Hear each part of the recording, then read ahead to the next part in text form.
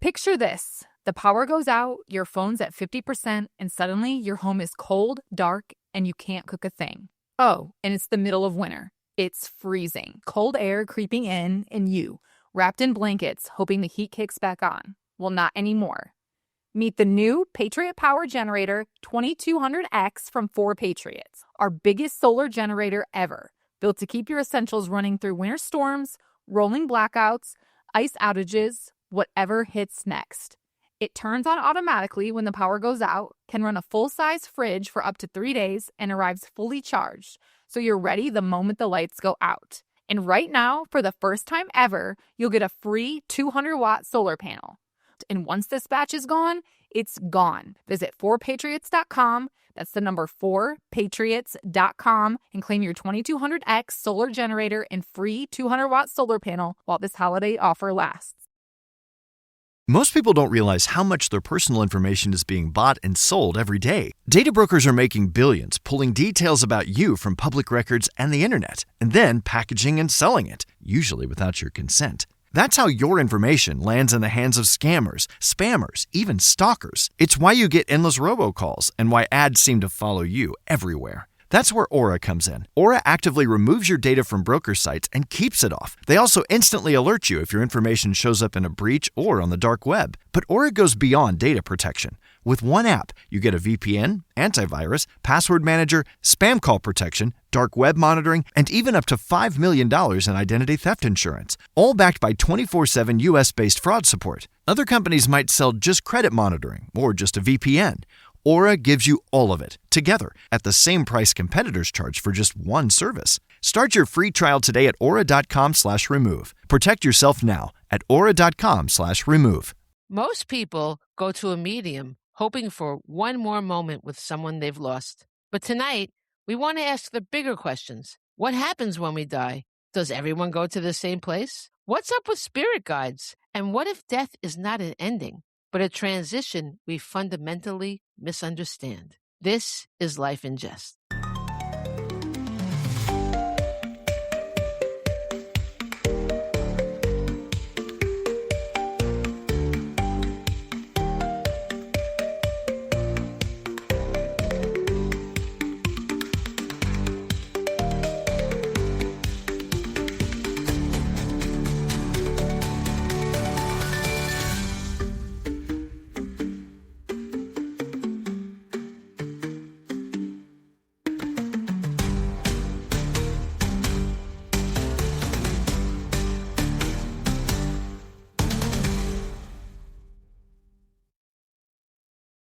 Hi, everyone. We have a special guest today, Samantha Difronzo. Samantha is an EMT and a mother, and she is also a medium. Pascale and I had the pleasure of being at one of her group readings recently, and then we each had a private reading. And let me tell you, we are into this woman, okay? We are in. She's the real deal, and we are going to pick her brain about how she discovered her powers and all these things. So welcome, Samantha. Thank you for being here. Thank you for inviting me. Oh, my God. We're so excited. Do you want to give us just a little brief intro about yourself? Well, I think you did an amazing job Thank you. introducing pretty much the fundamentals of who I am. I am a medium. I've been a medium my entire life. I've been able to communicate with spirits my entire life. I am a mother to a lovely little boy who is also gifted. Wow. I come from a family of firefighters, and a lot of my life has been just pretty much helping people in every capacity I can. And that extends to every part of my life. I love that. Wow. Right. That's beautiful. You know, it's true. There's such a link between being an EMT and a medium and that you're helping people. That's a really great thing. We were at a group thing that you did at the library, and we were blown away because we could see that you were being hit at all sides by people on the other side wanting to contact the people in the room. And I was like, wow. And you were saying things that were like so on point with people. But then some people would be like, I don't know. And then you question further and it was exactly for them, but they didn't even see it. It's ridiculous. You handled it. And you were like, was it you on the other side of the aisle? And then it turned out like 20 minutes later, we found out it was them, right? Yeah. And there was a woman that said that it was a message from her dead husband. and you said he wants you to get a new mattress. And she said she had just been in the mattress store because she felt this urge that she had to get it was like unbelievable. And she went up to you afterwards and talked to you more about the mattress stuff. Like it's these are things that there's no way this could be faked. Okay, I am totally a believer. I just totally. And in fairness, I was a believer before I walked in that. I contact my son, so I know this exists. But but you are the real deal. There's no question. There's no way that was manufactured. And Pascale knows people that you talk to in the group also. There was no setup. There was nothing. A lot of people also mentioned after you had been there, both times that I knew of, they were like, "Oh, this is great." And they were very happy that they came. And a lot of times people complain. So that's actually a really good thing. Yeah. Yes. Yeah, it's always, believe it or not, I always get very nervous going into these I'm events. sure you do. Yeah. My purpose isn't to, validate my abilities. It's to validate spirit being heard. And I never know how spirit's going to come in. So when I speak to people and when I bring forward spirit and I give them the microphone, I don't know what's going to come out. I don't know what's going to help bring that connection. Well, So that's interesting. always nervous going into these things. So when you say you don't know how they're going to come out, do you mean there's different ways that they appear to you? Like that you see them or do you hear their voices or is it always the same that way? So it varies. It varies a lot with spirit, with which type of direction spirit wants. They'll either show me an image of themselves and start pointing out to different items on them. They'll bring in forward an image of a dog, an image of an animal, and an image of an object. And that's more common. I don't resonate with names, but recently Spirit has been trying to push forward some kind of names because that's what people want. People want to hear the name. But it also can be a sound. It can be music.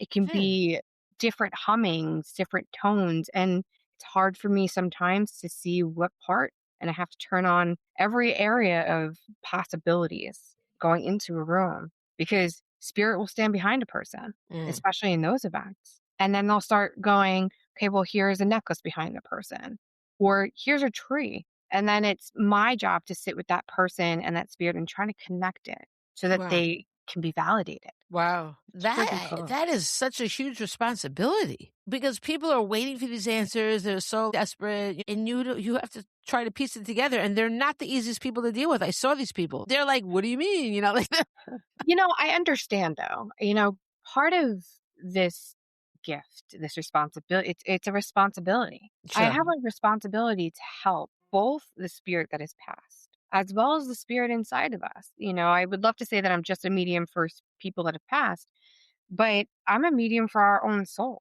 There's so many things. Wow, that's interesting. Wow. So it's that whole connection and that whole gathering. Wait a minute. Okay, so how does that work exactly? When you walk into the room, you're confronted with this whole room full of people. So then when first of all, can you hold it off until you say go? Like, you know what I mean? Do you turn it off completely and then you can turn it on? I never turn my abilities off. Wow. So that must be really overwhelming. I think because my belief is that because I've never turned off my abilities, and it is a huge part of who I am, that it's not as overwhelming as it could be for somebody who is just recently starting to acknowledge or find out their abilities and, start connecting with themselves to be that translator. Wow. So it's like learning a language. We're taught a language when we're born. So is it just natural for you because you've always been like that? That's what I believe. I've never been guided to shut it off. I have an amazing family that's very supportive. Like anything that you have as a child, that's your life. That's the way you don't know any other. I think that's great. And you got me with the dog. I was totally, the minute you said that dog, I was like, yes, this is absolutely true. That's right. Wait, so your family, is anyone else? I know your son has abilities. Do your parents have abilities? Other people in your family? Would they acknowledge it in public? Probably not. Interesting. But there has definitely been signs of my father's always connected with spirits in his own way. He's always had that sense that there's something there. And my mother's always had her more psychic side where she There's definitely a mother's intuition, but she had a little bit more. She could call an object into existence. Wow. You lose something, she automatically just knows where it is. Wow. Does she So have to do the St. Anthony prayer? she doesn't do full St. Anthony, but she always says, "Pray to St. Anthony." Well, that's okay. I do that too. Like whenever I lose something, I Mhm. go, "Good St. Anthony, hear me now. What is lost? Help to be found." I do it like 3 times, and then the thing's always right there. Yeah, St. Anthony is my patron saint. Really? Yep, he's one of them. I have about 3 that I work with. Well, wait a minute. What do you Wait, mean by what? work with? Okay. What do you mean by working with them? How would you discover these guys? Do they approach you like, "Hey, you want to work with us?" How does this happen? So again, speaking for me, This is all for you. We understand. We're not asking you to answer for everybody. Yeah. no, but spirits are, there's so many different entities out there, good and bad. So there's always that Wow. reassurance that you need to always feel what you're feeling and trust what you're feeling. If you feel something's off, Wow. that may be a sign to back off. If you feel Wow. unsettled, no spirit's going to come forward and make you feel unsettled if they are here for your highest good. No spirit. Angels, Wow. next loved ones, spirit guides, any of that. If So they wait, make so there's bad ones that are trying to get you to do stuff for them as well?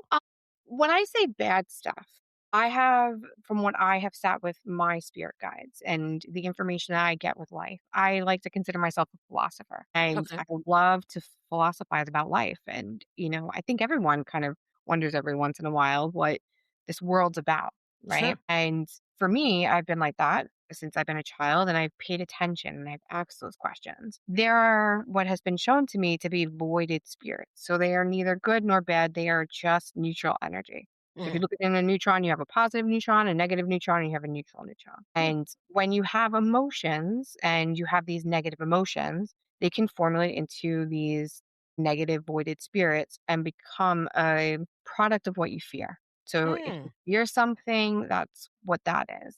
There's different beliefs, and I could go and bore you with it a little bit, That's not boring at all. This is really fascinating. But but how did you even learn about all this? a lot of it has been just experiencing and listening to my spirit guides, what they've shown and how they validate it in the real world. So I would learn about something or I experience something, and then my spirit guides or the spirits that are teaching me, like the angels, the archangels, or even God, they validate it with an experience after. So I will learn or feel something or be shown something, and then a day or two later, it's there, whether it's on a Really? TV show, whether it's a book that gets handed to me, whether it's a conversation with somebody who's maybe has lived more than I have. It's always validating. Wow. Okay. So when you say that they show themselves to you, like, do they suddenly appear in your head? Like, "Hi, I'm so and so. Hi, I'm St. Anthony." Sometimes, other times with angels, especially like saints or angels, they have a different aura about them. There is that bright light around them, and they are very powerful. When they come in, the energy changes. You just feel that shift. And that's really when that you have to listen. You have to listen for what sign they're giving you. And our mind, when you're used to clearing your mind out, that's when the information that comes in is validated because you're not thinking of or trying to initiate a suggestion. You're Mm. just solely listening and receiving the first few things that come in, especially when you feel a spirit. That's how you connect with them. So how Yeah. do you feel? What's the first thing you feel? Do you feel like their And how energy? do you do it? Do you Yeah. meditate? Do you sit quietly, or do you just So I will explain one of the first things that I can recall as a child doing. Okay. And I've kind of always kept with me. And as I've grown older, it is something that a lot of people, maybe not in the same way, but it's controlling the mind. When I was a child, I used to get very anxious. And because of all the different feelings and emotions that I was getting from other people, especially with spirits and having night terrors all the time because Mm. spirit was trying to come in and communicate with me. Wow. I remember laying down one night and having these feelings of something else and having that bright light feeling, that energy, and having my first angel experience. And Wow. then saying, wait, close your eyes. Do you see the ball of light I'm putting in front of your eyes? And it literally was this little ball of light going back and forth really quickly. And I remember them saying, slow down and try to stop it. And I would do that all the time. Every night, I would close my eyes and look for the ball of light, and it would be running by quickly. and I learned how to slow it down to stop it. Wow. And ever since then, I've always been able to kind of, okay, take myself out of the situation, breathe, and listen. Try to get that ball of light. If I can't focus, that's what I do. And I do find that I meditate easier because I know how to close my eyes and see it and be able to sit there and say, I'm in control of this space. I instantly now meditate, and it's just a couple deep breaths. My mind goes clear, and then spirit comes in. When you say spirit, is it one spirit or is it like whatever you're referring to any of them that are like all the saints, all the angels, they are all spirit? Yes. Whoever's communicating you, that's the spirit at that Yes. moment. Okay. That's Yes. interesting because I've always wondered about that when people say spirit. Is it one they're referring to, like an almighty spirit, or okay, that's interesting. So when you meditate, then you're looking at that ball of light, and that's your focal point. Then That is. interesting. Okay. The audience knows I communicate with my son, Casey, and you know too, because I told you. But you were in a trance, you might not remember. But Casey, besides, I do the divining rods with him that we talked about, but he also communicates by shooting light down one side, always my left side. It's like a bolt of lightning. It just comes out of nowhere. Boom, a lot of times in my car. And I thought it was rain. I thought it was a lot of things at first, but it's just light that flashes like a bolt of light. Is that something that I could play around with at all? The light that you think at all, or is that a different thing? Because it's just, I think, not just my son, but it's my son. Would we consider him spirit, quote unquote, or would we just consider that me communicating with my kid? Well, that is spirit. So that's his spirit coming through. So spirit is that Okay. energy force. And different spirits communicate or enter differently. And that's different for each spirit. You may not have the same connection every time. The one thing that you could do to try it is if you try connecting with somebody else. And then if that's the same like the same feeling, it may not come in directly the same as your son does it. Right. Casey might just be like, nope, this is mine. Thank you. I'm claiming Yeah. this. Yeah. And I would say that would be something that he would do too, is that he would Yeah. want you to know specifically, I am here. This is me. Yeah.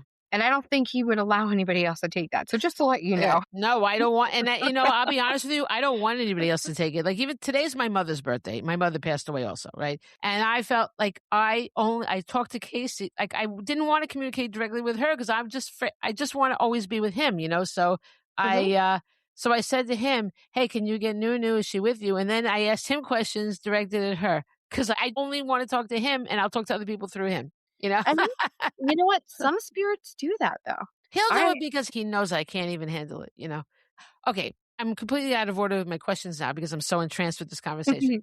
So, no, I love it. You talking about spirit guide and angels. Okay, so we're very interested in the idea of both of these things. Okay, so Mhm. spirit guides. What exactly is a spirit guide? I know they guide you, but where do they come from? Are we assigned them when we're born? Do we choose them before we're born? Is it someone we knew before? How do we get them? And what are they really doing? And So do they stay the same throughout your life? Are they the Yes. same spirit guides with you always? So these are really amazing questions. And everything that I've learned about spirit guides has always been changing. As I meet mine, as I go forward in my own depth of seeking my soul even further, I started out feeling that spirit guides were just past loved ones that joined us once they have passed. It could be family members from before in an ancestral lining. And it's not inaccurate. There are definitely spirits that become spirit guides from your life now. So grandparents that have passed, they can become spirit guides for you. Spirit guides, though, from the basic understanding of what I've been told, they are ancient spirits. So when we go in, we become an ascended master. Every lesson that we have learned in any dimension, platform, every soulful experience. So we are living in a soulful experience. This life is a soulful experience. Sorry, I'm dropping my crystal because my spirit guide's sitting here with me. And we have these ascended masters that come and assist us as we're born. We have this ascended master. Whether we are aware or conscious of them is all depending on how much we are aware and what our life lesson is. So not Okay. everyone's going to know their spirit guide. If you aren't looking for them, they're not going to make themselves known. But when you are looking for them, we go through different lessons in life. We have a few that stay with us through our entire life. This could be angels. This could be family members, but we have some that stay with us through every journey of our life. Oh, do we have them when we're born? We have them when we're born. And those are the ones, that's the one that kind of comes with us as we go our journey. But what are they doing? Because I had a really fucked up childhood. We're explicit on this podcast.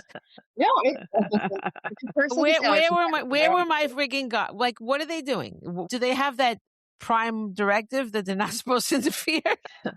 What's happening? So when we are children, right, we are supposed to be taught life. We're supposed to experience what we're supposed to. Yeah. Some of us come into this life to not experience lessons until the end of our journey. Some of us are supposed to experience lessons in the beginning of our journey. Okay. Some of us have a mission through our entire life to experience lesson. And maybe we have to jam pack a bunch of lessons that we may have already learned in different lifetimes. But the strength that we need, or these lessons that our ancient ascended soul needs to get to that level, we have a task to do. Our spirit guides are making sure that we are living these moments. Wow. That doesn't mean that we're not going to suffer. It doesn't mean that we're not going to, move into the exact path. They are here if we lose sight of our path. They are here if we need adjustment. They are here if we need validation. They are here to guide us, not to interfere, but to guide us. Well, are they guiding us without us knowing, or do we have to specifically ask them for guidance? They are watching us, right? They're watching every movement that we do.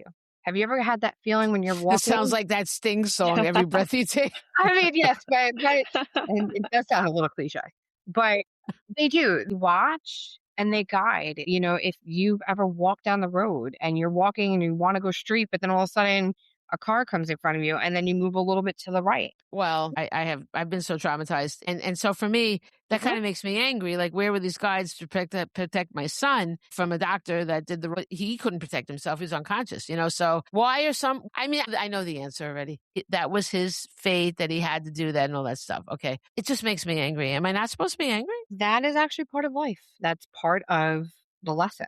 That's part of your lesson is to, and I'm not sitting here saying I know your lesson. And everyone has a specific lesson to learn. Yeah. We all, in some capacity, have to experience something. Yeah. And it doesn't. But me and him. I mean, he's the one that died. And did you ever read Many Lives, Many Masters? I did not. Well, what you're saying is so parallel to what he said, right? It's so funny. That's what I was just thinking. Yeah. Because when you were talking about the ancient masters, it was all what he talks about in that book. So you should read it. It's really it's just so interesting how it's parallel. Yeah. But how he really came to accept that this was happening, because he was a psychiatrist, right? And they're very they don't believe in this stuff at all, really. You know what I mean? They're clinical, and they're medication time and all this stuff, right? So this girl was coming to see him for her anxiety and all these. She was really suffering from a lot of things, and he was regressing her into her early childhood. But then he realized she started talking about togas and things, and he's like, look, what is she? Sounds like she's in another realm. But he felt like she might be faking it or something, right? He didn't know, right? Sure. But then all of a sudden she started talking about the masters, okay? And it's the time in between your lives you get taught by these masters, and I'm sure the spirit guides are masters while we're here, but you also are, according to this book, you're with them for training in between, right? And she told him that she knew that his father and his son had died. Okay. Now this was before Google and all that stuff. This was in the 80s. Okay. And she said they both died of a heart thing. Now, father one is dismissible. He was, your father, of course, they would probably have a heart thing. But the son died, and she knew specific details about him. He actually had his heart was reversed, and he lived 23 days. I remember that because my son was 23. Years, but I just remember the number. But so he knew it had to be true. It was just, to him, irrefutable. But he never said how it made him feel, which I didn't understand, because they said to him that they died to pay his and his wife's karmic debt. So his father and his son, I think they were specifically talking about his son. His son died to pay his and his wife's karmic debt. He never said how that made him feel. I'm sorry, but why can't I pay my own karmic debt? Does my kid have to pay my karmic debt? Do you know anything about that, or is that? So yes, I do know about karmic and karmic debt. We all have a layer of karmic or karma that we have tackled on from previous lives, as well as the karma that we developed as we're young. And even as we move forward, choices we make kind of hold on to some kind of karma. When we transition from life to death, there are some beliefs that we take what karma we didn't release or pay back in life, we take with us to our next journey. There are some beliefs that's why we reincarnate all the time, is to strip that karma off of our soul. There are so many different belief systems that I can't say one way or the other if it's right or wrong. Well, I mean, there probably is no right or wrong. It's up to us to define that, right? It is what it is. I get that. But I'm struggling with the whole thing. I've been told by several people that I'm an old soul and that they knew me, the Revolutionary War and whatnot. And I write books about the Revolutionary War. Why am I so fascinated with it? It makes total sense that I lived then, right? Because I'm a complete pacifist, But it's okay with that. But they also say that I've been around so long that I don't have to come back. And I'm like, cool, because I'm done. I'm over this place. I guess I'm trying to embrace it. I do embrace it. I understand that this is what it is. Okay, I get it. And I'm very grateful I communicate with my son. But I don't understand this whole system where we come back and we forget everything, right? Because when we're born, we like, are we going to learn anything when we have to learn everything all over again? It doesn't make sense to me, right? So it just seems like a big game that somebody's playing with our heads. I'm particularly bitter because I lost my kid. You know what I mean? And he never said how it made him feel, which I was really like, what the hell? That was a major piece missing from that book. I'm kind of stuck with that. Like I accept it. I have to accept it. I have no choice but to accept it. Okay. But I hate it, and I'm kind of spinning my hamster wheel about that, I guess, because I can't let go of the anger. If I had karmic debt, I should have, and I was told oh, by the way, another psychic, and I have friends that are psychics. All these people they're not people I found randomly. Like I already had relationships with them. I knew they were psychic already. I didn't just walk into a storefront because I have met some people that are ridiculous, and I was told that it was to teach me something that my son had to die. Like, if you want to teach me something, just tell me. Okay, just tell me because I'm a pretty good listener. I'm a pretty good listener, and it just made me walk away. I was really, really into God and all these things. I felt really in the groove and everything, and now I'm just over it all. I'm very angry. I just don't get all this, and I don't expect you to have the answers. But it's interesting to get your perspective of how these things work, because I guess I'm just like sort of getting my doctorate on all this, trying to get all getting everybody's feedback. But I absolutely believe everything you're saying. And I find it very interesting that you're saying the same things that other people say that, you know what I mean? Everybody sort of has the same things. There's different belief systems, but in the end, there's one system in a way. It's just called different things, I mean, I want to just touch base really quick on one thing. You may seem frustrated with your anger, Yeah. right? But when I see your anger, I see the love you had for him. And that is the deeper thing, is that anger, the amount of anger shows just how much you loved him and how much you still love him. Yeah. Because he is very loved. And that's tremendous to try not to hold on to the frustration of that anger. But he is a beautiful soul, after communicating with him. So that love shows even with him as he has transitioned into that energy. But no, the systems, it's like a different language. We all have the same kind of understanding, but it's translated differently. Yeah. That's right. That's a really good way of putting it, right? Like, because we're all the people on the earth have all these different languages, but it's really the same thing, just translated differently. That's a beautiful way of putting it. Picture this. The power goes out, your phone's at 50%, and suddenly your home is cold, dark, and you can't cook a thing. Oh, and it's the middle of winter. It's freezing. Cold air creeping in, and you, wrapped in blankets, hoping the heat kicks back on. Well, not anymore. Meet the new Patriot Power Generator 2200X from 4Patriots, our biggest solar generator ever, built to keep your essentials running through winter storms, rolling blackouts, ice outages, whatever hits next. It turns on automatically when the power goes out, can run a full-size fridge for up to 3 days, and arrives fully charged, so you're ready the moment the lights go out. And right now, for the first time ever, you'll get a free 200-watt solar panel.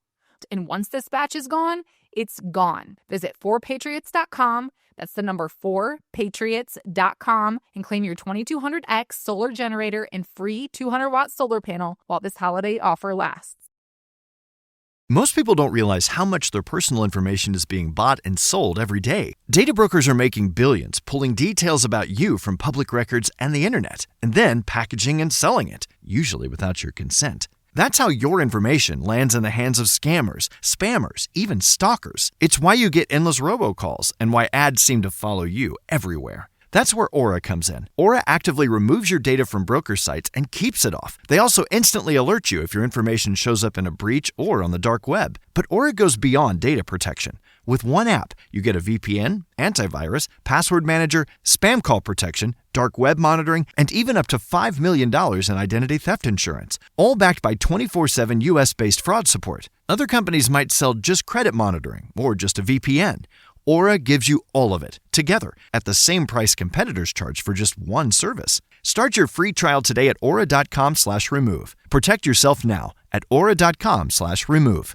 And Yeah. So do you think that Casey could be a spirit guide of mine now since he's absolutely. yeah? Yeah, I feel like he does guide me. Yeah.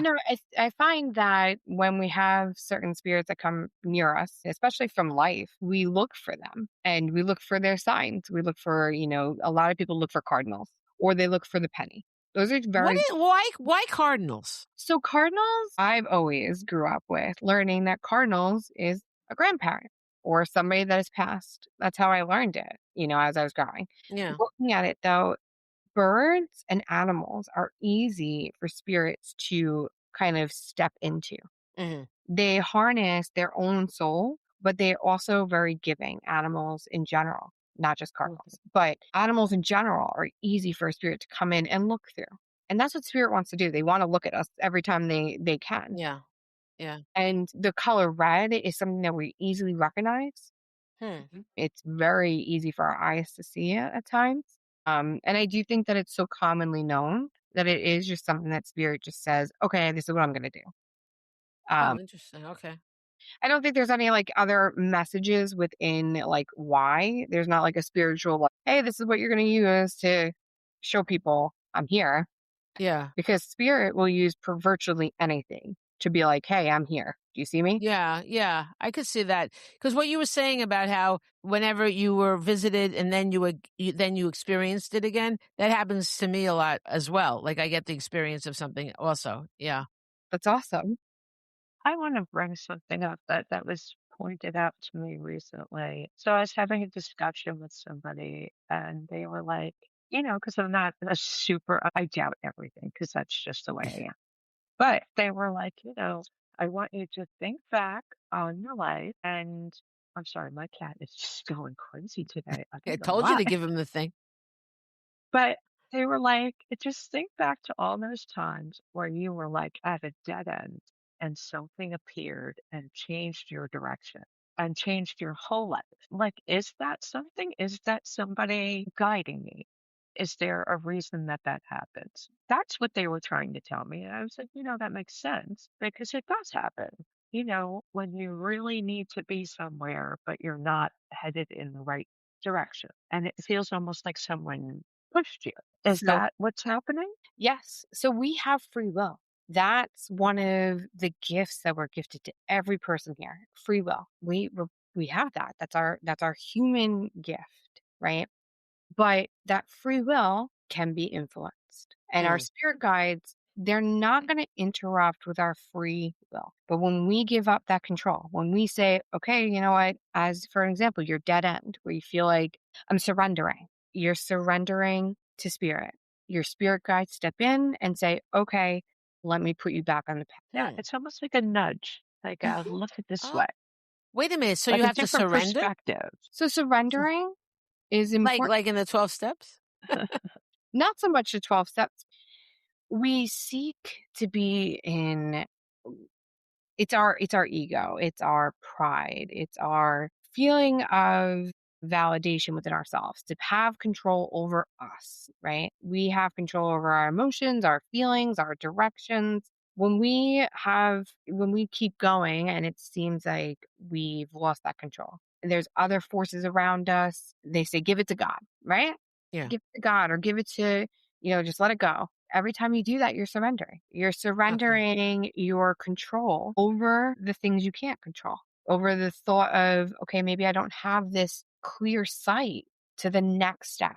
Yeah. So it is surrendering. It's not a bad So you have to take that step to get the help? You have to actually sort of, in one way or another, kind of be open to it, I guess, right? So yes, you have to be open to it as you develop from no sight into spirit, right? So somebody who's coming in and saying, well, I don't believe in any of this, right? Yeah. And they walk through their life with their own free will. They're in control. They're taking steps. They're doing what they're doing.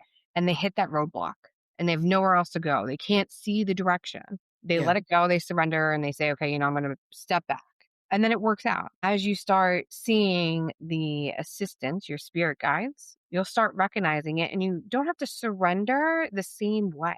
You understand what surrender actually is. You're allowing them to bring forth these other correct alignment that's already there. Now, does it always go perfectly? Does it always go where our mind wants it to go? Yeah. No, not initially. Sometimes it is the price of a friendship.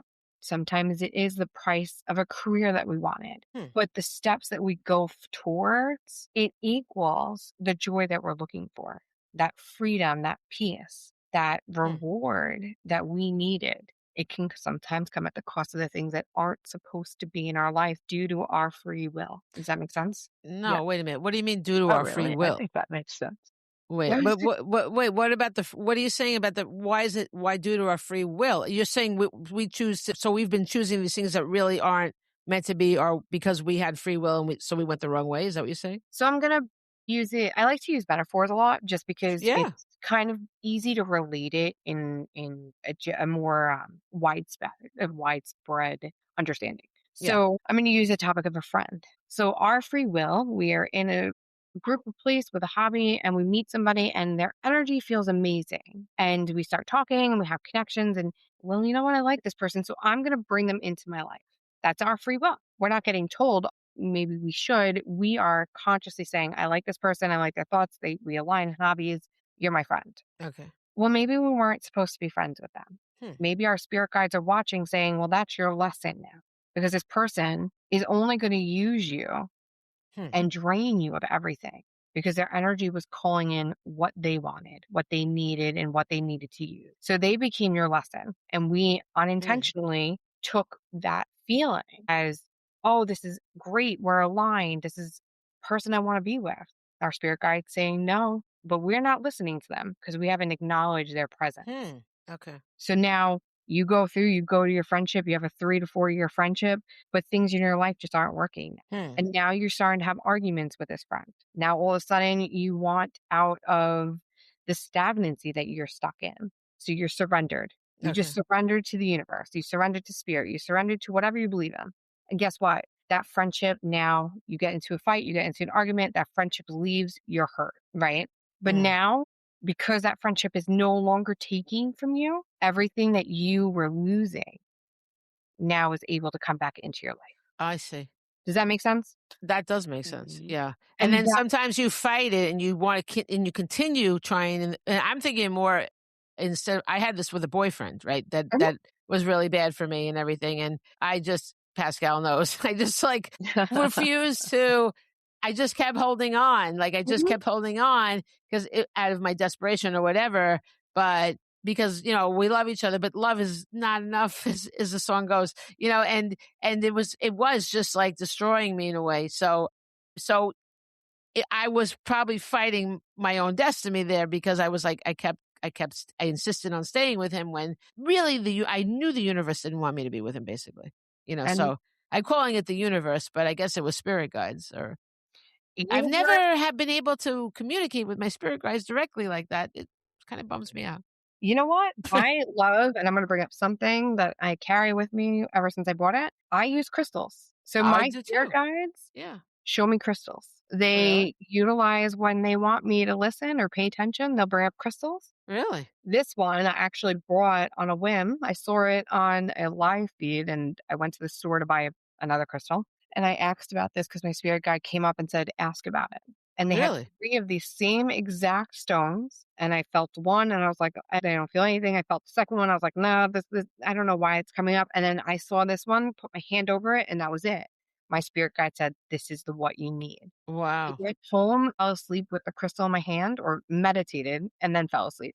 But as I was in that in between stage, my spirit guide actually let me hear his voice clear, as if I'm hearing you. And it doesn't happen often. But when we Wow. listen and they want us to listen, we can listen. And they want to bring us things and crystals. What did he say? He literally just said it's not like sentences. Oh, interesting. A Okay. lot of the times, especially with a not dominant gift. So clairaudience is not my dominant feature. I don't hear all the time spirits like I hear people. But when I do go into deeper meditation and I'm more in a comfortable, like safe bubble, I can get transmissions very clear. It Wow. is an ability that I'm trying to work with more consciously. Hmm. It's not something that's always at my forefront. That's interesting. Well, I would like to ask you more about how we're totally not the way I was. I was going to start with your childhood. No, it's not your fault. This is the way we operate on the show anyway.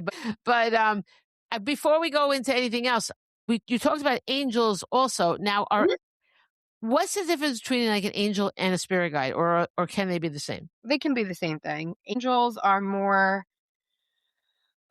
when we talk about like angels, I consider the angels are more God's helpers, or the universe's helpers. They are around everywhere. We have angels that jump in as physical people and are there to Really? intervene for certain situations. They could be intervening for grief support. They can be intervening for pretty much almost anything. And if there's like, a situation where a child's crossing the street and there's a moving car, it could be that person that just happens to be right there next to that child that grabs them. Like angels do go in and they can be in a physical form. Spirit Wait, guides, so wait a second. When you say they go in a physical sorry, form, are they jumping into somebody else's like somebody that is a person? So say we Googled them, they exist. They're not always an angel? They just use their body? Is that what you're saying? they can, yes. Wow. Is a person aware of it? I think that everyone in their life has had a moment where they have done something that they're not sure why they did it, but it ended up helping somebody else. Wow. That's fascinating. And I think that almost anybody can Wow. have that sensation where it's just right place, right time. And So they Wow. just come in and kind of guide you to that thing, like make you help yeah, that person, and then they're out. Wow. it could be something where you look left and you see something and you just know you just Mhm. have this Wow. automatic response to reach out and do. So the angels That's pretty cool. are like here, but they're not. We can't see them or anything. But then sometimes they just like jump into a person when they need to be physical for a minute. But they're around us. You're saying? Yeah. Yeah. There's always spirit. There's always energy. There's always some kind of entity around us. No matter, I can But our really pa- trip you out. but our angels, they're never were human, right? They're different. They just always were angels. You want to get into deep diving into this. Angels are Yeah. divine beings. Okay. So never human. I'm going to caution on how to word that. Okay. There are angels that are human and have been human. Just as we can reincarnate, so can they. Hmm. That doesn't mean that that's their full mission. So you have angels that have been babies that have passed on that have ascended to angels. Angels are another level of ascension. So Hmm. we have souls that within us, we have a specific mission. Part of our soul guide or track to ascension is being an angel. There are souls that choose to stay only in angel form. So we go from new spirits to coming and reincarnating into different life lessons. And then they enjoy the task of being helpful or being, a guide. So then they stay in the angel form. Does that make sense? So they're Well, givers. kind of. They take care of you and take care of people. So should we ask our angels for help, or should we ask spirit guide? Like, what should we say? It's really subjective to you. It's really about what you need. Our spirit guides are here to assist us in our lessons. Mhm. We have our main spirit guide that comes with us our entire life. But when we complete certain lessons, there are Oh. spirit guides that Hmm. do that's the end of their journey with us. There are Hmm. some that enter in when we need a specific task. As we grow and as we grow as people, as we become more aware or in depth of our own soul, and we start exploring that, we have protectors. We have spirit guides that just protect us from other energies or lead us to where exactly we need to be. So our spirit guides shift and change all the time. Angels are always there, as well as they can become our spirit guides too. So you Wow. have angels that stay with us for a period of time. Then we have angels or saints that we pray to. We have entities and energies that we pray to, depending on the type of religion or denomination you have. Really, there is such more of a vastness. It's not just limited. That's interesting. Well, I asked Casey, and he said he's not an angel. And Yeah. that's his journey. Well, he said that I mean, I told you I asked him questions, yes or Mhm. no, with the sticks and all that. He kind of indicated that they're not, they're different, that they're not someone that just died. And then, like, he was telling me they weren't like him for whatever reason. I don't know if I really totally grasped it. But he said he was very emphatic that he's not an angel. And that's likely. Yeah. Yeah, I had a family member who lost somebody close to them at a very young age, and they had been explained that the person that had lost had become an angel, and they needed this specific passing to get to this next level, which is Hmm. that spiritual level. And we have to experience certain things to ascend to the next level in our soul. So some of us, we sit on an energy mapping, and I have to just kind of go over this to help understand. Sure. We are like spiders. We have an energy cord that comes out from the inner of our soul or our center of our chest, like at the sternum level, that comes out. And it's like a spider. We are leaving this energy web everywhere we go. And every soul that has come through on this dimension, in this planet, has left that imprint. Hmm. So when we transition into our spirit, we are able to come back and access this cord at any point in our life. So if somebody is looking and, like, for example, I'm in an apartment where my grandmother passed away. There are random times she's just standing there. And she's only standing there because that's her energy cord and that's where she's coming in to say hi. Okay. So it's like a place that they can come into at any point and just come and exist. Wait, the cord is in a place? It's just wherever we have gone, wherever Uh, we have traveled. Now, Okay. just because we have traveled on our cord doesn't mean we can't jump into a cord that overlays. So it's like a subway system or it's like roads. Okay. Okay. They're all So, intersecting. yes. Okay. And those cords, though, help us come back to this place and Wow. places elsewhere too. So any life that we have lived, we have had this energy cord from anywhere, any dimensions. If you believe in other dimensions, Yeah. that Wow. also has energy cord. So if when we pass on, we can go to all these different places in Yeah. different time. Wow. Wow. And some spirits choose to, you talk about hauntings. People go Yeah, to that's interesting. Yeah, yeah. they have like a spirit that haunts their house, or they have a ghost. Why is it there? Well, Yeah. that spirit wants to be there. And if it's intelligent, it wants to be there. If it's a residual energy, that's a whole different story. It's just energy Oh, that you're playing whatever trauma or regular energy movement oh, from that's that interesting. period. But an Like, intelligent spirit can move oh. anywhere. I know we're getting a little far. I'm sorry. No, that's Wait, I have a fascinating. question. What do you think about when you reincarnate, meeting up with your people, meeting like someone close to you is someone that you've known before? Okay. Could you maybe ask a little bit more what you're looking for? Okay, so what I'm saying is, like, when you reincarnate, like me and Selene were drawn together. We just connected Mhm. when we met.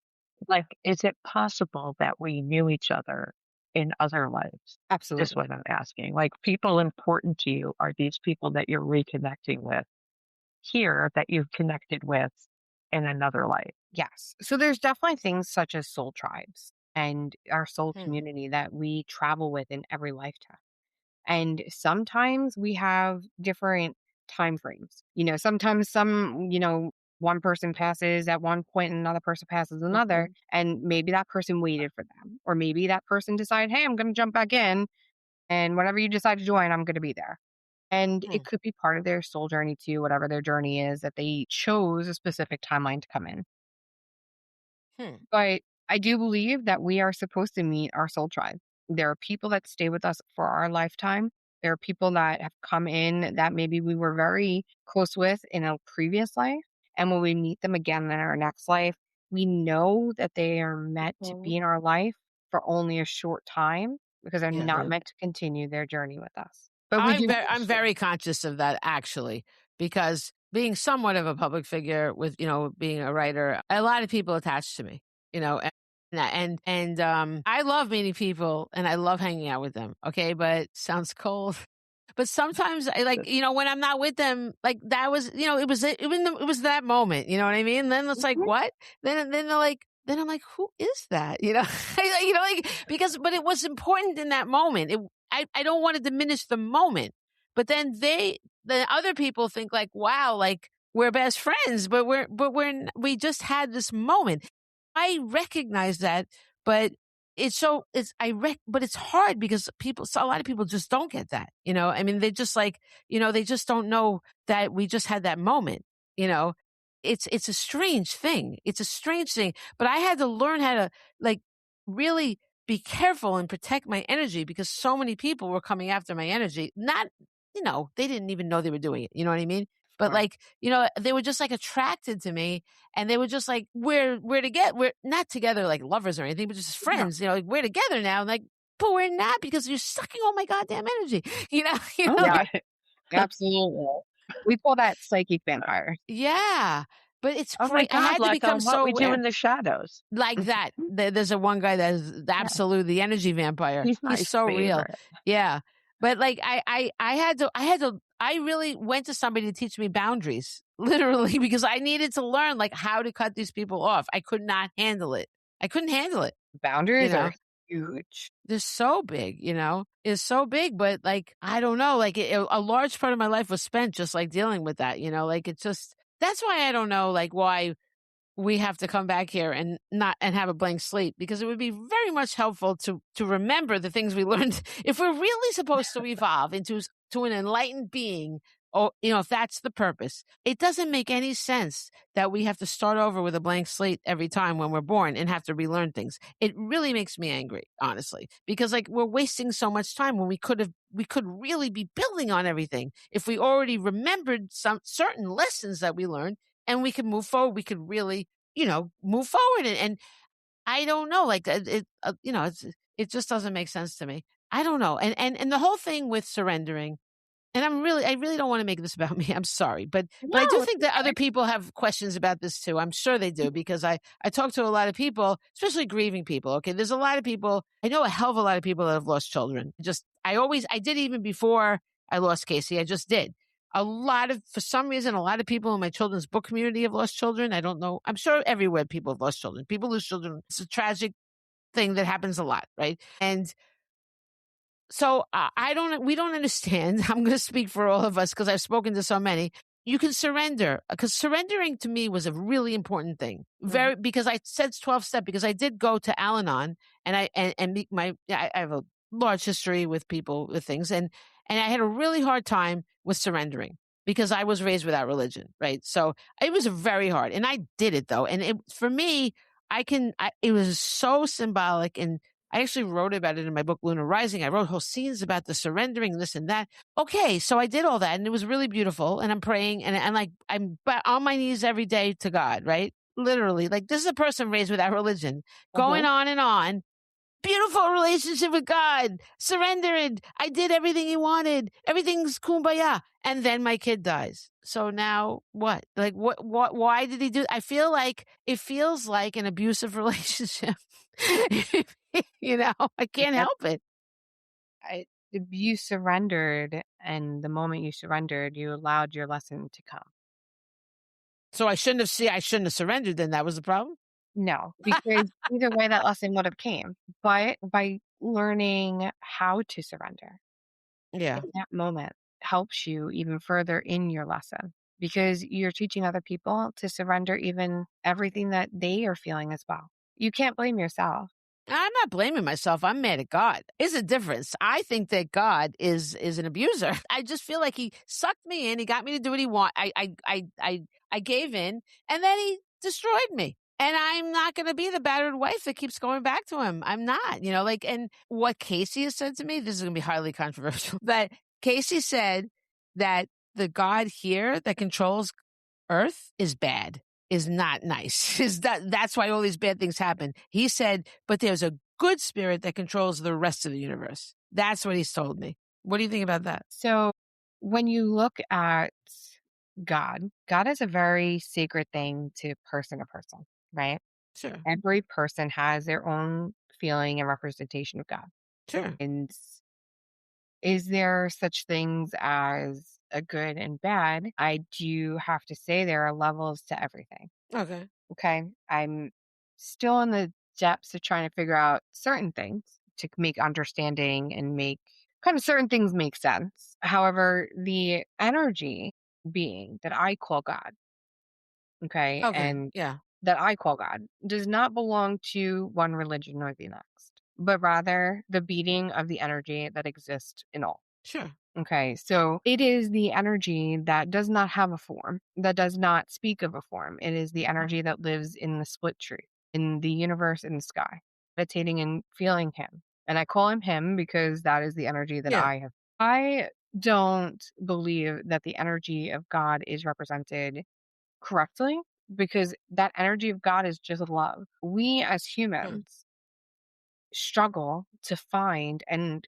feel real love. We keep getting hurt because it's the taught version of love. Because what we believe in love is that thing that we can hold. That is love. The thing that we can hold. Everything Right. is tied to something tangible. Right. Surrendering is putting the thing down. Love is unconditional.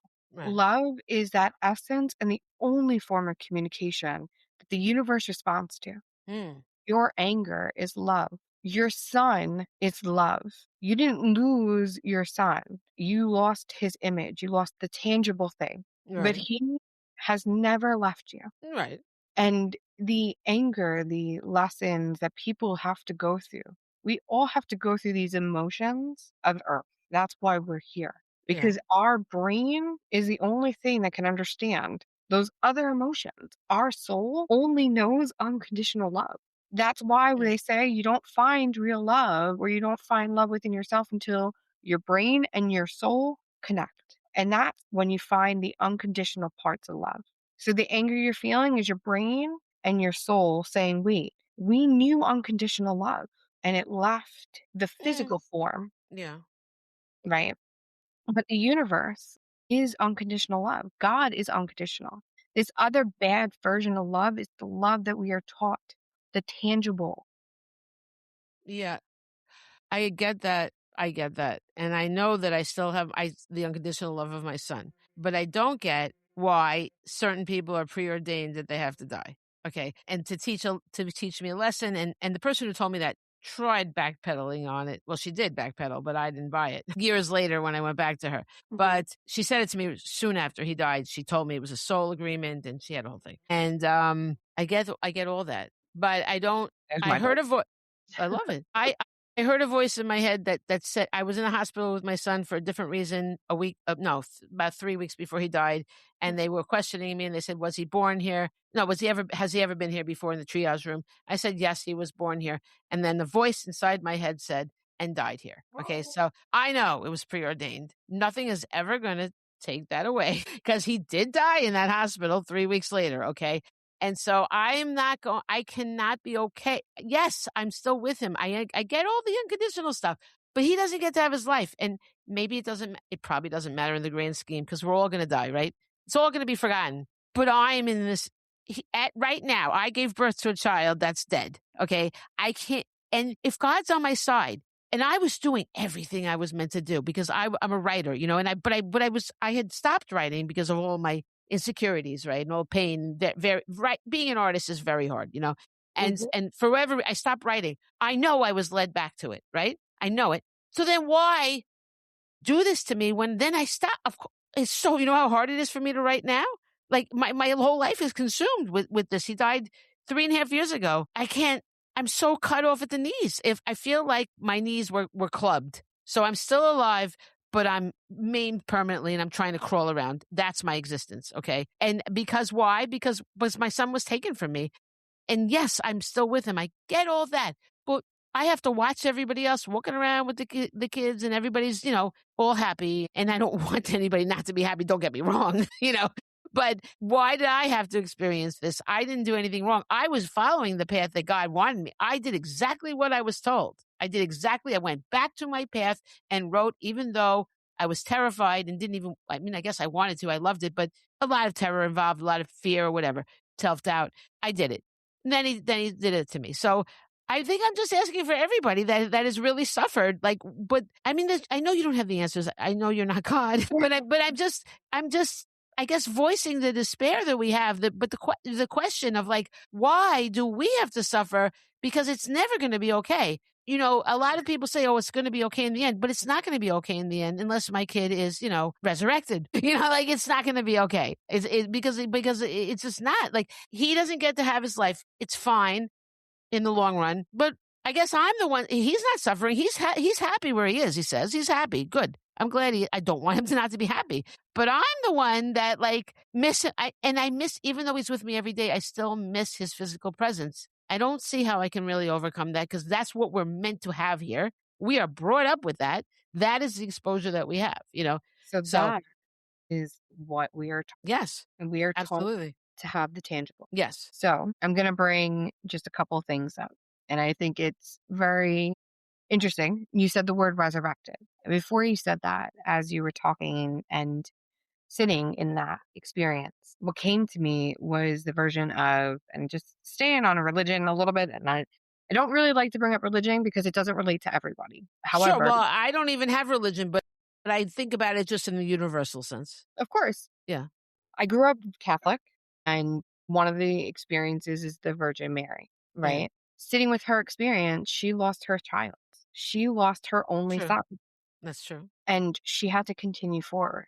I hate that. Yeah. And but as you were speaking, that image came forward that is the experience that you were experiencing. Is it the right one? Is it the one that you deserve? It's not a deserve. It's not a, oh, well, here you go. Here's number, 555 soul. You're going to get this experience. Like it's not a conveyor Yeah. belt where you just get all these different experiences. Yeah. It's the experience of your son had to go through something so horrible, absolutely unforgivable, and not just. And he had to pay the price. But you know what? Your voice, that anger needs to be transformed into helping those that maybe have their children still that are going through something that need your voice to redirect them. Hmm. And it doesn't mean that you're a savior. It doesn't mean your son's a savior, but Yeah. it's the experience that keeps on happening to so many people that Sure. lose their children. The children that lose, the parents that lose their children to illnesses, to sickness, to Yeah. all these things that they don't have control. They have to surrender and they still lose. It Yeah. is not forgivable. It's not, though, a punishment either. It's not a punishment. It may feel like it right now because Yeah. you don't have him, because you don't have his amazing smile to look at every day. And you It's don't, what he doesn't get to do. and That's what it is. but his journey may have stopped here, but you're continuing for a reason. And he is here and you're able to hear him Yeah. for a reason. And his messages, ask him, what is it that you want me to bring forward? What can I do to help others? Okay. And you may find that anger gets moved to mission, because that's what he wants, is his mission to be through you, through that anger, through your pain, through that movement that you need. Help him continue his life through you, because you created him. Yeah. You lived with him. You felt his pain at times that he experienced it, and you nurtured and gave him life. He may be experiencing the transition to death, But that doesn't mean that Casey leaves. You take Yeah. him now to the next part. And that creative block is because he's waiting for you to ask him, what's next? What can we do together? Yeah, we were writing a book, but together, but it just got to be, I just needed a break. It was just a lot, but yeah, it's But interesting. you're still living your life too. In a way, yeah, I feel like I have a half life, basically. Like I And told you, I'm kind of crippled, I guess I would say. I was cut off. I've been clubbed at the knees, permanently maimed. I don't see it getting better, but I get it. I listen. I didn't mean to. I guess I just allowed myself to keep asking these questions because I know other people feel the same way because I speak to so many grieving people. So I don't think it was just for me. But tell you, this is a normal though point. And that my journey is to be their microphone. yeah, So when I interesting. sit with people whose hearts are broken, that this is my job. It's, if whether it's a sick patient, whether it's me getting called to somebody who needs assistance physically, or Yeah, whether they need assistance spiritually, it doesn't make a difference. I am there to answer each call, and it doesn't make one person's more or one person's less. well, Everyone's the same because everyone needs something. And yeah, I'm aware I was born for this, and as hard as that is, and believe me, I go into cycles where I get very drained because I don't protect my energy very well. But that interesting. also has been my entire life. But the moment that somebody can feel like they have a purpose again, or that they have that closest to their loved one, when their soul gets to hear from the soul of the person they love, whether it's the person they love that's passed or their own soul. So many Mm, people can't access their own soul, and they're wow, living in a journey of suffering because of that. And all their wow, soul wants to do is be, hey, I'm here too. So wow. your That's soul fascinating. is That there, is. and your soul is retreating inside because it's afraid. It's afraid that it lost its love, but it just needs to know that its love is still there. So you can communicate with someone's soul inside of them? Absolutely. Wow, that is fascinating. It's tremendous. Not a lot of Wow. people want to know about their own soul or how to Yeah, access it. But the moment that you can access your own soul, that's your eye to the universe. yeah. I Wow. have noticed that about a lot of people that they're just like they've stuffed everything in, but I didn't realize that you could speak to that soul. Yes. So yes, I can. Wow. A lot of times I'll encounter people and I try to like pep them up, in some way or another. I see that the soul's in trouble, but like I never thought that, but that's amazing that you can, that's quite a gift. That is amazing. You made me think oddly about the Mothman prophecies part of what you were talking about. Like you were talking about how these things are meant to be, these things happen and tragedies happen. And so it just made me think about, are you familiar with the Mothman prophecies? I'm not, but Well, it's a great movie. I highly recommend you see it with Richard Gere. And it's about how this a whole thing happens with it definitely it's based on a true story that through history there's been this Mothman that appears before disasters happen. Okay. mhm, And it happened at this in I think it was South Carolina. No, it was West Virginia. And they were in West Virginia, a bridge collapsed and like, I don't know, 39 cars fell into the water. And so preceding that, this movie's about preceding that. And then in the end, and then they're getting warnings, but no one can understand what the warning is, so they don't know if the Mothman is good or bad. You just kind of reminded me, like, can you get messages of like, do you get clear messages of when something horrible is going to happen? I mean, can you, like, do you ever get premonitions about, some sort of horrible thing that's going to happen? yes, I do. Wow. Oh my God. I like sharing them. Sometimes there are things that happen that I know, and they absorb my entire essence. And Wow. until it happens, from the moment that I experience it to the moment it happens, it kind of puts me in not a bad place, but it puts me in a place where I can't focus on much except for that Yeah. event. Oh God. Because being who That's I am, knowing something's going to happen, my initial reaction is I want to stop it. Yeah. That would be, I would think that everyone wanted it to stop that bad Yeah. thing from right. happening. However, life and knowing these things have to happen. Mm. You can't always stop them. You're not Wow. supposed to. I know that if I am in a place and I feel something or I see something and I can stop it, I do. But it's not always my job. It's not my responsibility to stop it. Am I aware? I think anybody who has an ability has the capability of seeing things that are about to happen. I think that Wow. we all get that moment of deja vu, or maybe we see a car that passes by and then all of a sudden 5 weeks down the road, we see that car in our mind and then we drive upon an accident. Wow. So Yeah. we have these capabilities. Do people like me have more of an understanding? Yes. Do I have an understanding when they're always going to happen? No. I airplane crashes. I constantly, whenever there's something like that, I always see something. Wow. Disasters, world disasters. Do they always come forward? I knew COVID was coming before it came. I kept Really? talking about it. I kept Oh seeing my God. images, getting dreams. Did I know what it was? No. So it is like the Mothman prophecies because they don't understand what they're being told, like, so it's the kind of this that must be so maddening. I was It is. gonna say that's a heavy weight to carry. Oh my God. I It don't is. know how you do that. Like, how can you handle that? A lot of years before I really sat in my understanding that this is who I am and this is my life journey.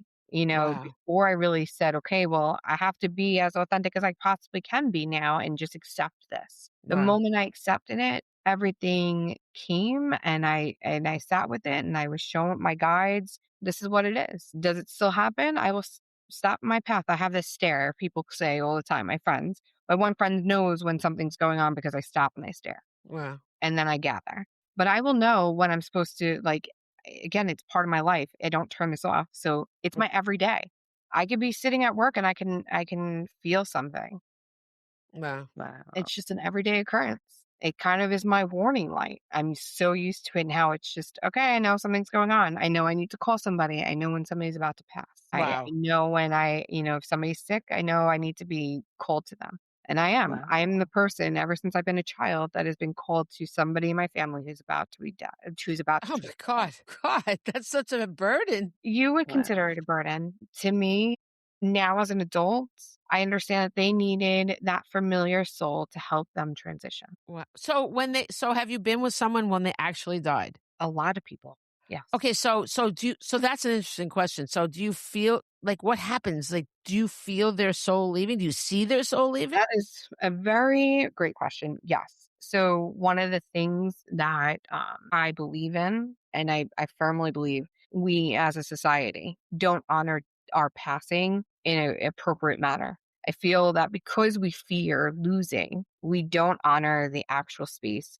and transition. Yeah. Just as we dote on life, we don't dote on death. We don't give that comfort to our elderly, our young, whoever is sick that needs to leave. We hold on to them so tightly. Sometimes we abandon them Mm, in their space of transitioning. A lot of elderly people sit in nursing homes. They are not with their loved ones. They're not in a space and it's not a comforting environment all the time. So we're leaving yeah. in not a great moment. I've sat with people, I've sat with souls, and yes, I do see them, their souls transition. I see how they transition. Sometimes it's not in the best scenarios. A Really? tragic passing, it's very, very hard for a soul to leave their body, but they don't feel that pain. I can communicate with a soul through the moment that they've written their contract to leave. Wow. Our souls write our contract right before we leave. And Really? Like in all situations? in most situations, yes, Wow. Wow. tragic ones that don't have like in control, like a car accident or something of that sort, it's very, from what I've been shown, it's very hit or miss. Some souls know they're leaving, some souls don't. And some are just, it's a choice of a free will from somebody else that can dictate that soul leaving. So, like somebody choosing So to if stay with someone so if someone has to dies really quickly and they don't know what's coming, do they sign that thing later? What do they do? it's as soon as it happens, it kind of Oh, just goes. They're not like a signing out, but someone who has like terminal illness or cancer, the moment they sign their contract, they've signed whether they are leaving or they're staying. Some souls, it's part of their journey to go through a cancer, and their journey is the movement of research. Maybe they're supposed to help the research process. Maybe their journey is supposed to be less suffering. Okay. But either way, their souls sign that contract and they choose how they're leaving. And whether they get comforted through that process, those stages, whether they're fighting through chemo or they're fighting naturally, they fight and they transition out as they need to. You said, but you're not saying that they don't choose when they're going to die, though. Not the date, but they do have that acknowledgement of when they're leaving. There are people that believe Is it conscious? No, it's not Okay. conscious, the soul. That's So what I thought. unless Okay. you are very conscious of your soul and you're Yeah. listening to your soul, Yeah. it's not a conscious. Okay. Unless, I mean, there are people that actually have assisted suicides when they're, so that is a person that has made their mind up to die on a specific day. Yeah. Yeah. And That's there are interesting. people that, believe that we have a preordained death date. Well, I think we do too. Yeah. I mean, we do. Well, you can't say we don't, because like when we met, you said to me, I'm not going anywhere for a long time. So clearly you know that I'm not going to die. I mean, you clearly know. I will tell you, that may be where you're at now, but at any minute, your mind and your soul can disconnect so severely that Yeah. your mind does something it doesn't want the soul to do, or the soul doesn't want you to do. You're free. Yeah, that way at free will I could kill myself or something. That's what you're saying. But I wouldn't kill Exactly. I won't kill myself because I won't be with my son. Yeah. Oh no, I know that. We kind of course break that fate. Absolutely. But I want to be with my son. I wouldn't do that. But but I think it's pretty clear that we do have a preordained day to die. I just do. I mean, it's just obvious to me, having heard that voice and, but, I actually feel that voice was your spirit guide trying to sit with you. yeah, but he still knew it was going to happen. Yes, but Yeah. So, well, I mean, I appreciate it or whatever, but it just, it did me no good, I guess. I mean, yeah, that's interesting. I'm going to try to really communicate with my spirit guide more. Like, so there's one main one through the whole life. That's what you're saying? absolutely. All right.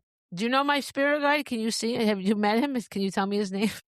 No, I love that you keep calling into him. So spirit guides' names are very individual to self. So there are some people that have an agreement with their own translators or guides within this spiritual realm where they get names. I don't feel that a spirit guide's name should be told to Okay. me because it's individual to you. Because Okay. think about it this way. If I knew your spirit guide's individual name that they connect with you, that would give me power over them because then I can call them. I see. Oh, okay. Yeah, yeah. And if it's your spirit guide, they should be focused on you. Okay. I will try to get in touch. Everybody's, yes, I very much identify with men more than women, except for Pascal's like the only, well, that's not true. I do have close friendships with people, but for me, the go-to is him. Everything's a him. All animals, when I see a dog, always a him. You know what I mean? I have no idea. Everybody's a him. Well, your spirit guide definitely has more of a guarding, protective energy around you, but they have two different versions of self. So your spirit guide, the one that stays with you the most, has this almost metal of armor around him because he needs to fight your battles ahead of you. But then he also has a top hat and kind of like a suit, and he sits there and he can present himself well. So he represents you in the spiritual community very strongly, and he's very articulate. And I wanted to use that word because that's the word he keeps saying. He's articulate, he knows how to speak, and he knows how to help you speak. He's classy as hell. So there you go, that one too. But that's the version of that spirit guide. So That's not it's not Casey, right? That's somebody else. This is not your son. We're talking about the spirit guide that's the way I've always been with since I was born. Yeah. Yes. It sounds like a cool guy. He is. I would definitely say more like Jekyll to Mr. Hyde at certain points. Oh my God, it sounds like my boyfriend. Yeah, I feel like that's a recurring theme in your life. It really is. It really is. Well, look, I this has been a fascinating conversation, and again, I know I realize I made it more personal than I meant to, but I do think the questions I asked are things that other people think about as well, and but I have been loving this conversation. What do you think, Pascale? Oh, I think it's been great. Yeah. You could tell because I haven't mentioned the time. That's right. She's always like, the time. Oh, really? I'm so sorry. And I haven't dropped like 20 F-bombs either. So, yeah. I cursed. Nobody else cursed. I know. I never. It's usually her that curses. Oh, really? Yeah. Oh, yeah. I don't usually curse. Yeah. into the conversation. So yeah. Yeah, I was just like, but honestly, this has been amazing for me. I really, you gave me so much to think about, and I really feel like you really, you really helped me. Like you really, I guess it was a transitioning of my thought. Like you really did help me with that, so I really appreciate it. Thank you. Fine. And but I think this has just been so fascinating, and we didn't even get like I wasn't even looking at my questions at all because we were just having this conversation. But so I'd love to make a date and do this again because I have so much more. We wanted to ask you, even how more of how you started out with, your childhood and all these things. And so, yeah, if you would come back, we would really love that. And, but for now, Pascal and I always do these quotes, which I mentioned. Do you want to participate with the quotes? I'd love to hear your guys' quotes. I feel like I've done Sure. a lot of talking. But it's been great. Yeah, we've loved it. Yes, it's been so interesting. Yeah. All right. Well, I just came upon these and they just hit my fancy. So I decided to go with it. So my first one is, it's a little strange, as am I. Do it. All goes onward and outward. Nothing collapses. And to die is different from what anyone supposed and luckier. And that's by Walt Whitman. It's good. I know. I was like, oh, that sounds interesting. Can I just tell you guys, I'm but my light has been blinking. Did you see Wow. that? Yeah, now that you mentioned it. Yeah. Like So this whole time, the light has been blinking. I could see it behind me. Wow. you a I while know. ago, What? a while ago, and I'm just going to tell you this: you kept looking back, but before you kept doing that, your father walked up behind you Wow. and has been standing there. So it's Really? and You're so you kept nosy, guys. looking over your shoulder after he started walking in, and it was just a very interesting Oh, thing. it's so funny. Wow. His ashes are literally right next to me. Wow. So I guess he wanted in. But yeah, that's so funny. There you go. So that's look at that. But yeah, I was so Aw. distracted. Oh, that's Wow. so interesting. I love that. Your dad loves Yeah, you, Pascal. That's I so like sweet. that he's into it. He's into it. Yeah. Yeah, I could see Okay. that. I like it a lot. I like that. I think Sorry, I that didn't you mean and to your dad. interrupt. I've No, just been, that's it's been I going on. I did notice a little. Like I didn't know if it was my imagination, but I kind of did see some flickering in the background. Yeah, interesting. Yeah, it's like happening right over my shoulder. So Wow. I guess that's his way of Is it over announcing your left himself. shoulder or your right shoulder? My right shoulder, and his ashes are to my left. Right? Yeah, left, and it's been over my right shoulder. But that When makes he sense. came in, he was on your left. What's on your left? So That's funny. that's Wait, how he stepped in. wait. Yeah, you cut out for me. What did you say is on the left? My So father. Oh, your father. I thought you were saying something else because I was wondering why I always Casey's energy when he does the lightning thing is always on my left, always, never my right. Strange, right? that's very interesting. Yeah. Do you have an answer for that? Yeah, the left side for you, the lightning, the left side, left heart. So he comes in for the heart space. Interesting. Yeah. So and it just comes like whoa. I'm like, what's happened? He's like out of the blue, like boom. I will tell Yeah. you, he also did have a little bit of ADD in what he liked to focus in on. So he's very much always around and doing things. So that Mm. makes sense that he would be coming in and not knowing how to put the brakes on. Even after Yeah. years, he still doesn't really know how to put the brakes on his energy. That is so Oh, Casey. that's interesting. Yeah. That's true. Oh, my baby. I love you, Casey. Whenever it happens, the minute I just go, I love you, Casey. That's what I always say, And that's Okay, so my second quote is dying is a wild night and a new road by Emily Dickinson, who Wow, I didn't didn't sound expect like that she to was be going to be Ellen. that much of a party girl. And then the third one is Edgar Allan Poe. And he said, the boundaries which divide life from death are at best shadowy and vague. Who shall say where the one ends and the other begins? And that's what I I have. love Edgar Allan Poe. He is probably Wow. my one author. I guess you can call him author. That Yeah. always been fond to my heart. Really, I am so attracted to him. I have a throw pillow with his face on it in my living room. I went to it wasn't his birthplace. Maybe it was. It was a place where he lived in Richmond, Virginia. They have a museum for him there.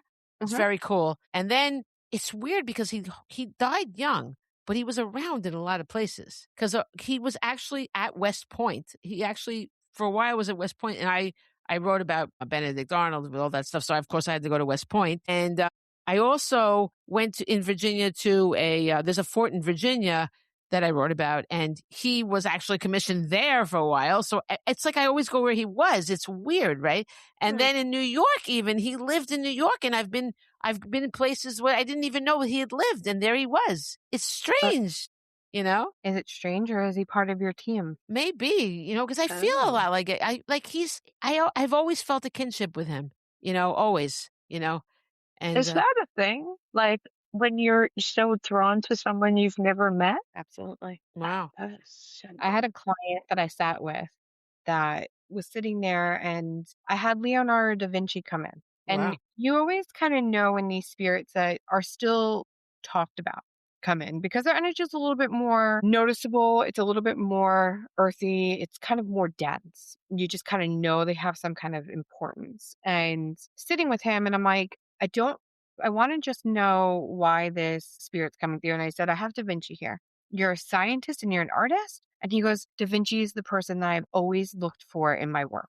And he's like, wow. he's my inspiration. And wow. so to not even know that about this person and to have that spirit come through, I love when creative celebrities or somebody who's just very deep within history comes forward, because they have so much to say. Yeah, I'm And some sure of they them do. technical. Amazing. Yeah, That's so wow, cool. that must have been Da Vinci. My God, he was a brilliant Yeah. all around.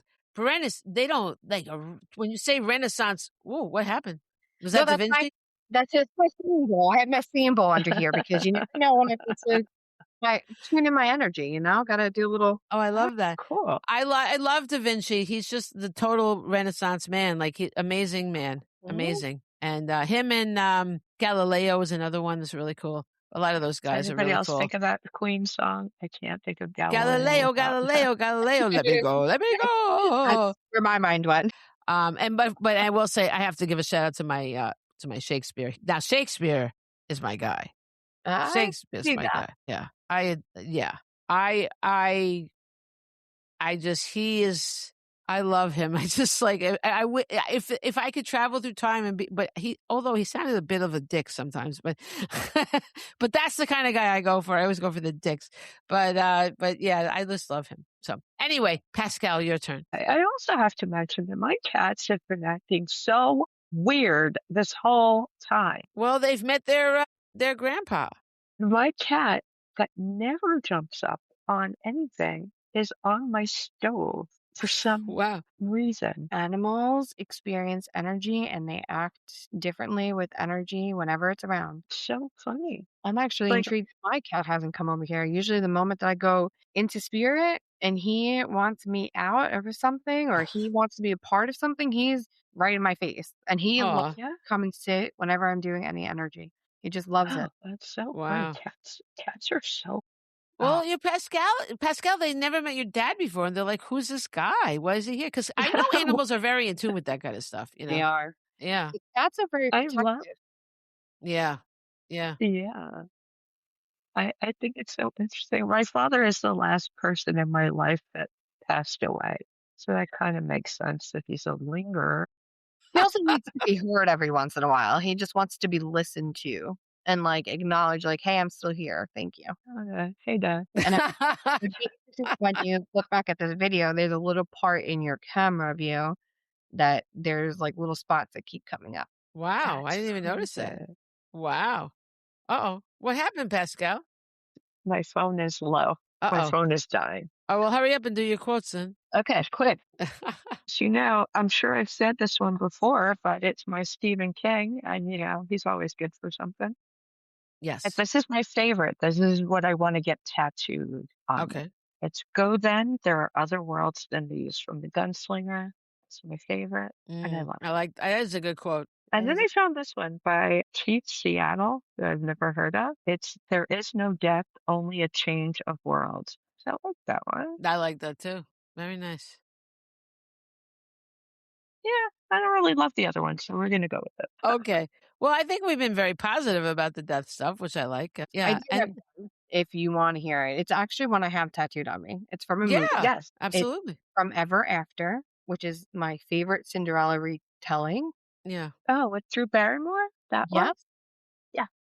It's my go-to movie anytime I Oh. feel I need something. But the quote is actually from Da Vinci in the movie, Hmm. and it's "A life without love is no life at all." I love that. And I that's love kind that of the too. way that I roll with my existence, even with speaking about death and transcending in life. Love carries and brings us into this world, and love carries us out. Yeah, that's true. Ah, I love that. That is the perfect thing to end on too. That was Yes. so great.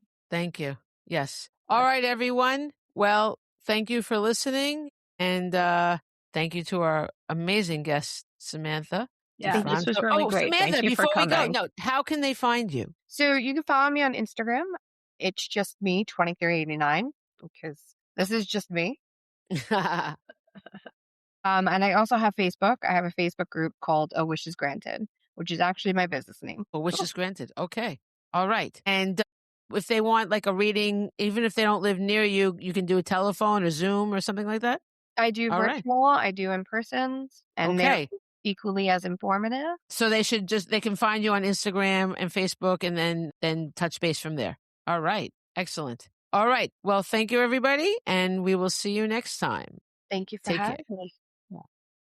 We Bye. loved it. Thank you. Yeah, it was great. Yes. Thank you. Have a good night. Bye. Good night.